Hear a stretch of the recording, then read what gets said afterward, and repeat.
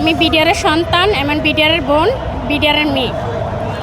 আমার বাবা কারাগারের ভিতরে মারা গেছে। আজকে 17 বছর চলতেছে আমার বাবা মারা গেছে কারাগারে। আমার বাবা কোনো বিনা চিকিৎসায় মারা গেছে।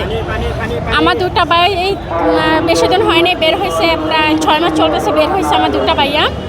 আমার হাজব্যান্ড এখনও কারাগারে আছে, বন্দি কারাগারের ভিতরে এখনও আছে। আমার হাজব্যান্ড নিত অপরাধে বিডিআরে এখন কারাগারে আছে।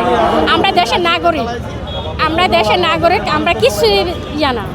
আমার হাজব্যান্ড আজকে দীর্ঘ 17 বছর ধরে কারাগারে আছে। আমি দেশ সরকারকে জানাই আমাদের উত্তর তাড়াতাড়ি আমাদের বিডিআরকে জানি ছাড়ানোর ব্যবস্থা করা হোক। আমাদের এই যে আজকে 17 বছর ধরে আমরা মানববন্ধন করতেছি, আপনার দেশে বিদেশে সবাই জানে যে আমরা যমুনাতে গ্রানা দিয়েছিলাম, প্রেস ক্লাবে গ্রানা দিয়েছিলাম, তারপরে অনেক জায়গায় আমাদের জলকামান, টিয়াসি গ্যাস, পুলিশের সাউন্ড বোর্ড এগুলো খেয়েছিলাম।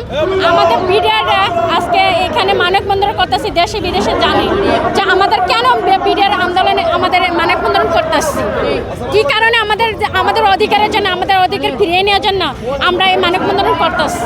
আমাদের আজকে যারা বিডিআররা আছে, দেশ বাইরে আছে, এরা একটা কোনো চাকরি পাচ্ছে না, এরা কোনো একটা ব্যবসা করে খাইতে পারতেছে না, তারা একটা কোনো কামাই করে খাইতে পারতেছে না।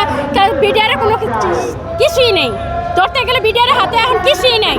শুধু এরা নিজেরা পরিচয় দিতে এগুলো, যদি আমাদের সন্তান যদি পরিচয় দিতে চায় বাকি আমাদের বিডিআর খুনির আসামি, এই জন্য কোনো চাকরি করতে পারতেছি না। আমরা বলি কি যে আমরা নাকি বিডিআর পরিবার জেলখানা থেকে বের হয়েছে, আমরা খুনির আসামি।